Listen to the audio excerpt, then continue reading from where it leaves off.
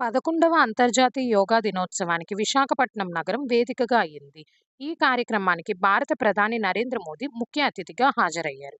ఈ సందర్భంగా అంతర్జాతీయ యోగా దినోత్సవం గురించి కొన్ని ముఖ్య విషయాలు తెలుసుకుందాం.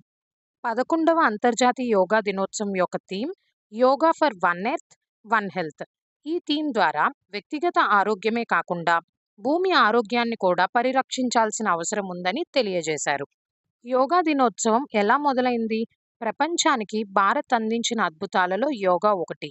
భారత ప్రధానమంత్రి నరేంద్ర మోదీ 2014 సెప్టెంబర్లో జరిగిన ఐక్యరాజ్య సమితి సాధారణ సభ 69వ సెషన్లో యోగా ప్రాముఖ్యతను వివరించి, దీనికి ప్రత్యేక దినోత్సవం ఏర్పాటు చేయాలని సూచించారు. ప్రధాని మోదీ సూచనకు 177 దేశాలు మద్దతిచ్చాయి. డిసెంబర్ 11, 2014న యునైటెడ్ నేషన్స్ జనరల్ అసెంబ్లీ అంతర్జాతీయ యోగా దినోత్సవాన్ని అధికారికంగా ప్రకటించింది. ఇది యునైటెడ్ నేషన్స్ చరిత్రలో అత్యంత వేగంగా ఆమోదించిన రిజల్యూషన్లో ఒకటిగా నిలిచింది. ఒక భారతీయ సాంప్రదాయాన్ని ప్రపంచం మొత్తం గౌరవంతో స్వీకరించడం, అది మన సంస్కృతికి లభించిన అరుదైన గౌరవం. 2015 జూన్ 21న మొదటి అంతర్జాతీయ యోగా దినోత్సవాన్ని ప్రపంచవ్యాప్తంగా జరుపుకున్నారు. జూన్ 21 ఎందుకు ఈ తేదీని?